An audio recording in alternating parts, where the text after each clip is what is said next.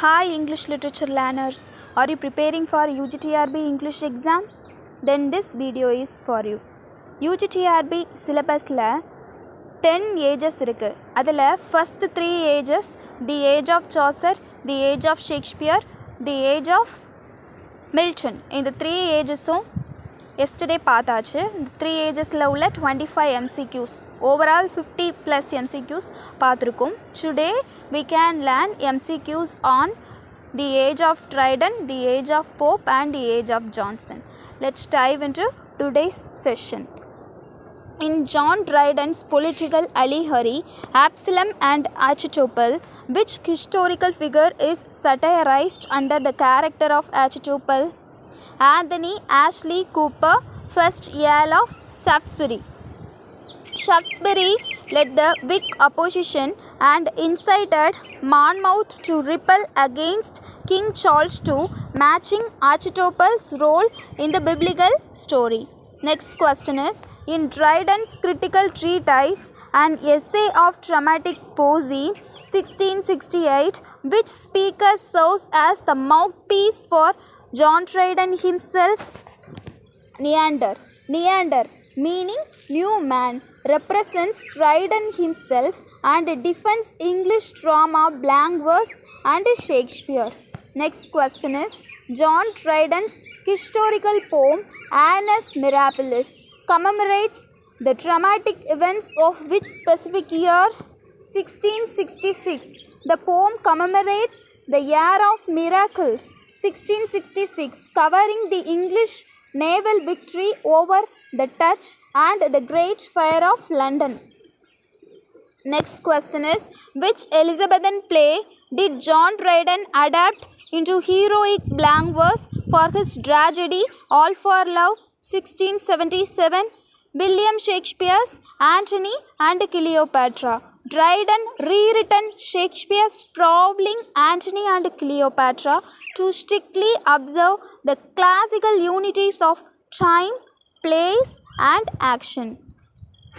Next question is, in the mock heroic satire, Mac Flegno, who is selected as the undisputed heir to the throne of absolute dullness? Thomas Shadwell. Dryden targeted Thomas Shadwell, declaring that he never deviates into sense and inherits Richard Flegno's realm of nonsense. Next question is, which poetic form did John Dryden elevate and perfect as the standard verse form for Restoration satire and drama? The heroic couplet. Dryden perfected the closed iambic pentameter heroic couplet, establishing it as the dominant medium for satire and heroic drama. Next question is, in Dryden's religious allegory, The Hind and the Panther, 1687, what do the hind and panther represent? The Roman Catholic Church and the Church of England. The milk-white hind represents the Roman Catholic Church, which Dryden converted to, and the spotted panther represents the Anglican Church. Next question is, which prominent politician is satirized under the name Simbri in Dryden's Absalom and Achitophel? George Villiers, 2nd Duke of Buckingham. Simbri is a famous satirical portrait of Buckingham, described as everything by Stotts and nothing long. Next question is, which spiritual prose allegory written by John Bunyan during his imprisonment was published in 1678 during the age of Dryden? The Pilgrim's Progress. Bunyan's masterwork detailing Christian's journey from the city of destruction to the celestial city was published in 1678. Next question is, which dramatic subgenre dominated late 17th century comedy featuring sophisticated wit, upper-class intrigues and sexual gallantry? Restoration comedy of manners, pioneered by Etheridge, Bicherly and Congreve, comedy of manners, satirized aristocratic affectations and sexual intrigues. Next question is, in an essay of dramatic poesy, which character advocates for the superiority of classical ancient drama over modern drama? Crites argues that the ancients established perfect rules of drama that modern playwrights merely imitate. Next question is, which London coffee house served as the premier literary centre where John Dryden presided as the undisputed literary authority? Will's Coffee House. Will's Coffee House's Covent Garden was Dryden's famous headquarters where young wits gathered around his armchair. Next question is, who authored the famous anti-Puritan mock heroic poem Hudibras, published in 3 parts between 1663 and 1678? Samuel Butler. Samuel Butler wrote Hudibras using rhyming tetrameter couplets, Hudibrastic verse to satirize Puritan hypocrisy. Next question is, which pioneering female author wrote the early prose narrative Oroonoco, or The Royal Slave, in 1688? Abraben. Abraben was one of the first professional English female writers, authoring Oroonoco and the play The Rover.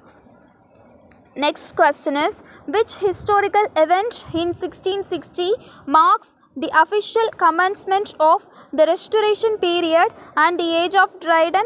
The restoration of King Charles II to the throne. The return of Charles II from exile in May 1660 re-established the monarchy and reopened public theatres. Next question is, in Macflechno, who is depicted as the retiring king of nonsense who abdicates in favour of Thomas Shadwell? Richard Flecknoe. Richard Flecknoe was an Irish priest and a minor poet whom Dryden cast as the reigning king of dullness. Next question is, in 1668, John Dryden was officially appointed to which prestigious literary position by King Charles II? Poet Laureate of England. Dryden was the first officially appointed Royal Poet Laureate of England by letters patent in 1668. Next question is, what is the primary objective of John Dryden's poem Religio Laici, 1682, a defense of Anglicanism against Deism and papacy? Religio Laici, a layman's faith, presents a reasoned defense of the middle way of the Church of England. Next question is, which Restoration figure wrote a famous private diary covering the years 1660 to 1669, providing vivid eyewitness accounts of the Great Plague and Great Fire? Samuel Pepys. Samuel Pepys kept a detailed cipher diary from 1660 to 1669 detailing daily Restoration life, theatre and disasters. Next question is, what groundbreaking transformation occurred on the English public stage immediately following the reopening of theatres in 1660? Professional female actors performed female roles. Royal patents granted to Davenant and Killigrew allowed professional women like Nell Gwyn to act on stage for the first time. Next question is, in Absalom and Achitophel, which biblical monarch represents King Charles II of England? King David. King David represents Charles II, portrayed as a merciful sovereign with many illegitimate offspring. Next question is, which Restoration tragedy by Thomas Otway, written in blank verse, focuses on the political conspiracy of Jaffier and Pieri in Italy? Venice Preserved. Venice Preserved, 1682, is Otway's tragic masterpiece depicting friendship, betrayal and political rebellion. Next question is, in William Congreve's Restoration comedy The Way of the World 1700, which iconic scene features Millamant and Mirabel setting premarital conditions? The Proviso scene. The Proviso scene in Act 4 features Millamant and Mirabel setting witty stipulations before agreeing to marry. Next question is, which major English philosopher published an essay concerning human understanding in 1690, championing empirical knowledge during the late age of Dryden? John Locke. John Locke published an essay concerning human understanding 1690, introducing the concept of the mind as a tabula rasa. Next question is, what was the name of the fabricated 1678 anti-Catholic conspiracy led by Titus Oates that created political turmoil and inspired Absalom and Achitophel? The Popish Plot. Titus Oates invented the Popish Plot in 1678, claiming Catholics were planning to murder Charles II, causing mass hysteria. Then questions from the age of Pope. Which Rosicrucian treatise provided Alexander Pope with a conceptual framework for the sylphs, gnomes, nymphs and salamanders in the Rape of the Lock?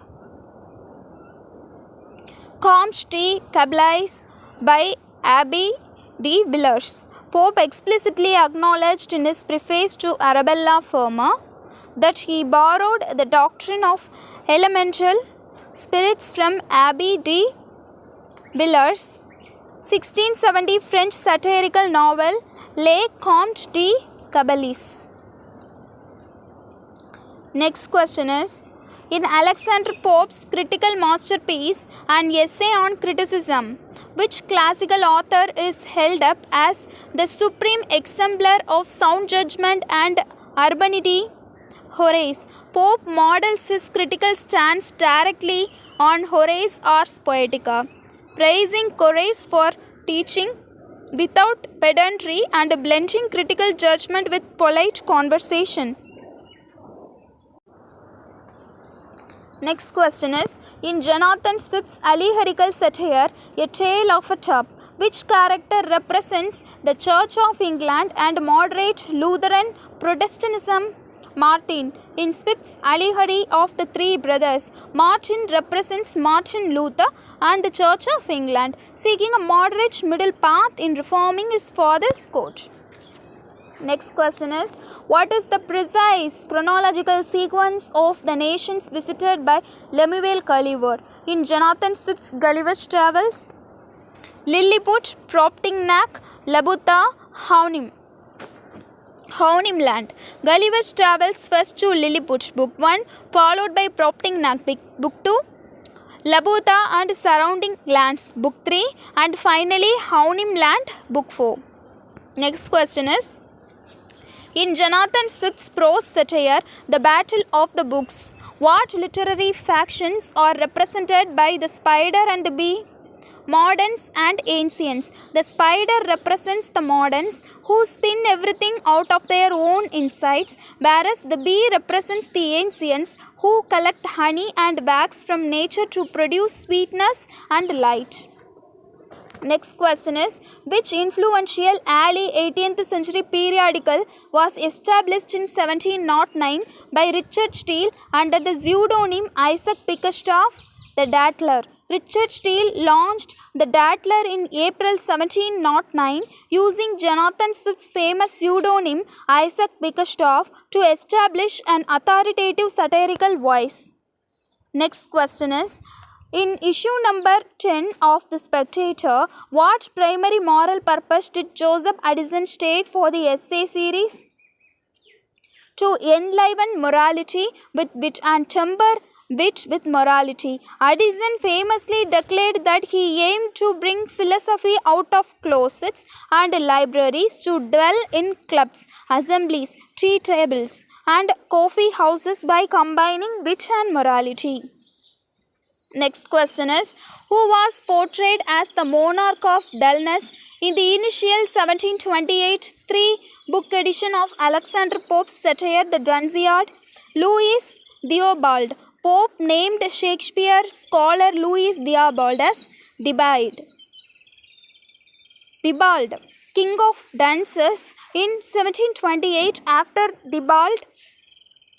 Theobald criticized Pope's flawed edition of Shakespeare in Shakespeare Restored.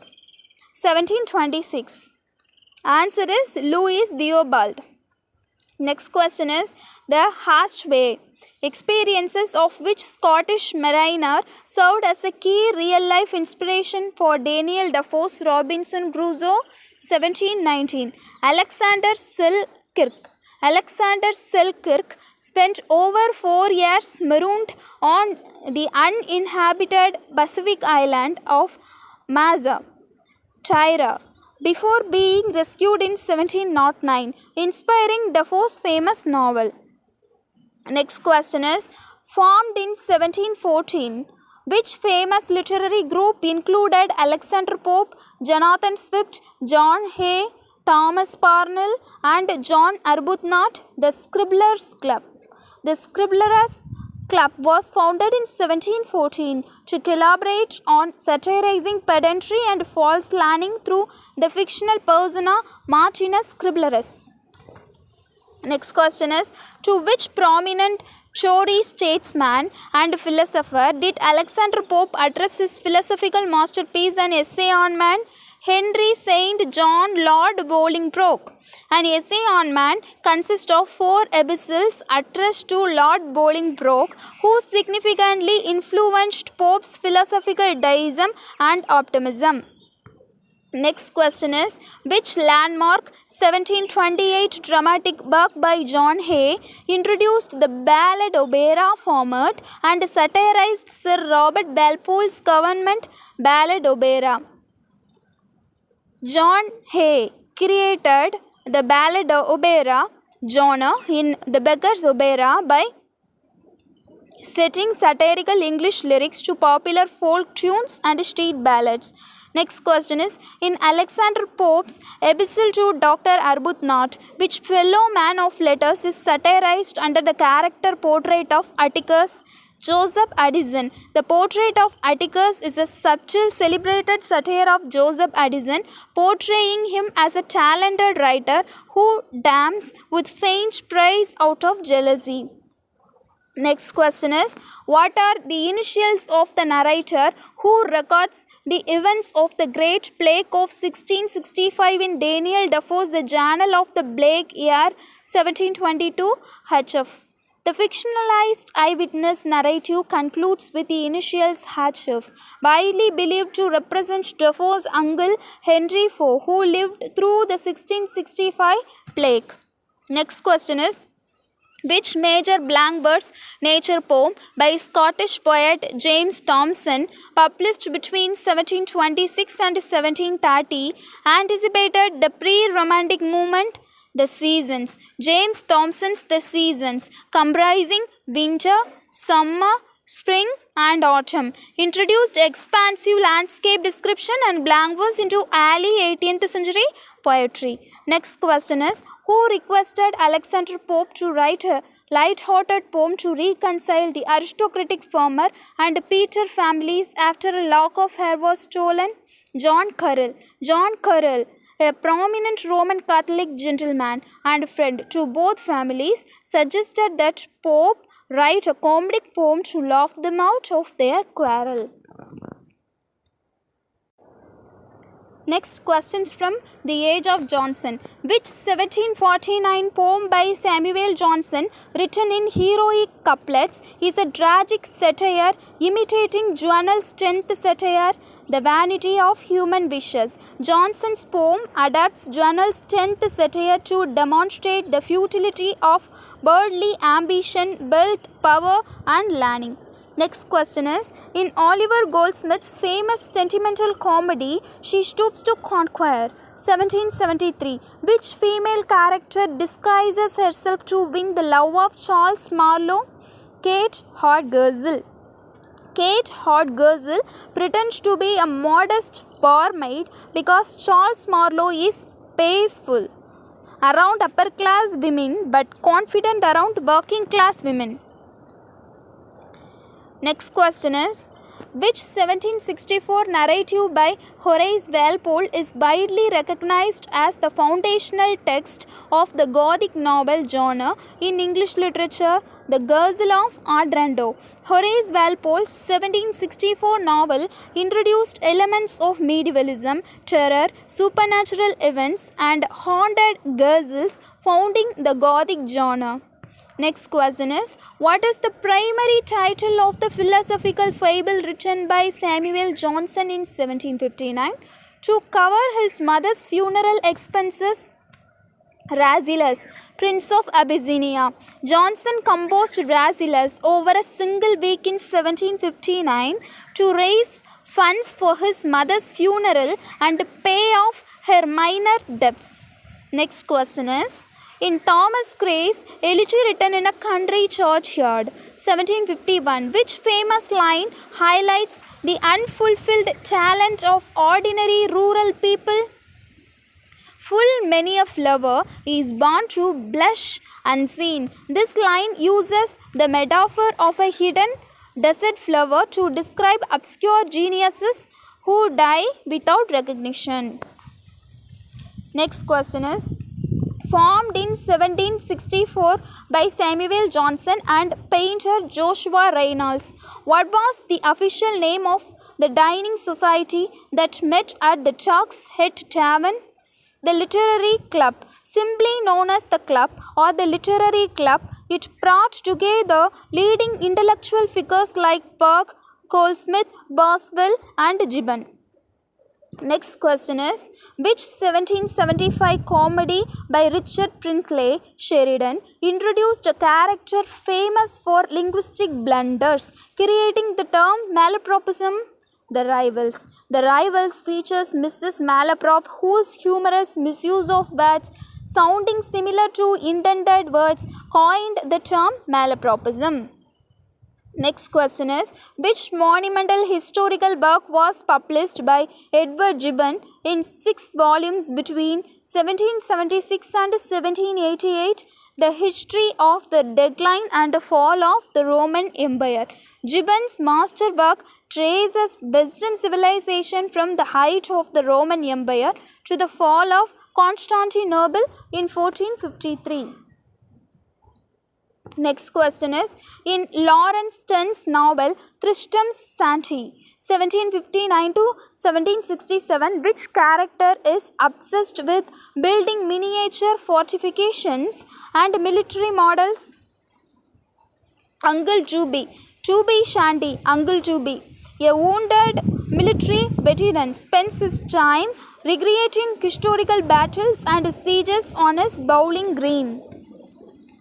Next question is, in his preface to Shakespeare, 1765, what primary attribute does Samuel Johnson praise in Shakespeare's characterization? Faithful representation of general human nature. Johnson famously notes that Shakespeare is above all writers, at least above all modern writers, the poet of nature who holds up a mirror to life. Next question is, which pre-romantic poet composed Ode to Evening, 1746, noted for its unrhymed lyrical stanzas and delicate nature imagery? William Collins. William Collins published Ode to Evening in his 1746 collection, Odes on several descriptive and allegoric subjects. Next question is, which 1791 biographical work by James Boswell revolutionized English biography through conversational recording and detailed observations? The Life of Samuel Johnson, LLD. Boswell's biography of Johnson is universally celebrated as a masterpiece of detailed conversation and biographical realism. Next question is, which Scottish poet published epic poems like Finkel, 1762, falsely claiming to have translated them from ancient Gaelic manuscripts by Ossian? James Macpherson. Macpherson triggered a European literary phenomenon with his Ossianic cycles, though Samuel Johnson exposed them as literary fabrications. Next question is, in Oliver Goldsmith's pastoral poem, The Deserted Village, 1770, what socio-economic factor is blamed for depopulating urban? The enclosure acts and luxury trade. Goldsmith laments how wealthy landowners enclosed common lands for private estates, displacing villagers. Next question is, which satire by Oliver Goldsmith features fictional letters written by a Chinese philosopher named Lian Chi Alchanki, visiting London, the citizen of the world, first published in the Public Lecture, 1760 to 1761. These epistolary essays satirize British customs from an outsider's view. Next question is, which 1778 epistolary novel by Fanny Burney established a reputation by portraying a young woman's entrance into London society, Evelina? Subtitled The History of a Young Lady's Entrance into the World, this popular novel influenced Jane Austen. Next question is, in Samuel Johnson's Lives of the Poets, which 17th century group of poets was famously criticized for yoking heterogeneous ideas by violence together? The metaphysical poets. In his Life of Cowley, Johnson defined metaphysical poets by their use of jarring conceits and strained wit. Next question is, which long blank verse poem in 6 books was published in 1785 by William Cowper, reflecting on rural solitude, religion, and domestic nature? The Task. Cowper began the task when Lady Aston challenged him to write a poem in blank verse about a Zohar, expanding it into a 6-book masterpiece. Next question is, which 1777 comedy of manners by Richard Brinsley Sheridan satirizes gossip mongering through characters such as Lady Sneerwell and Joseph Surface, The School for Scandal? This play contrasts the hypocritical Joseph Surface with this dissolute but honest brother Charles Surface amidst London gossip circles. Next question is, which 18th century Scottish author wrote the picaresque naval novel The Adventures of Roderick Random, 1748? Tobias Smollett drew upon his experiences as a surgeon's mate in the Royal Navy to write Roderick Random. Next question is, what is the central argument of Edmund Burke's political treatise Reflections on the Revolution in France, 1790? Defending organic tradition, social order, and gradual institutional reform, Burke criticized the violent overthrow of French institutions, advocating for constitutional continuity, tradition, and prescription. Next question is, which young poet committed suicide at age 17 after forging pseudo-medieval poems attributed to a 15th century monk named Thomas Chatterton. Chatterton created the Rowley manuscripts in Bristol and died by poison in London in 1770, becoming a romantic martyr.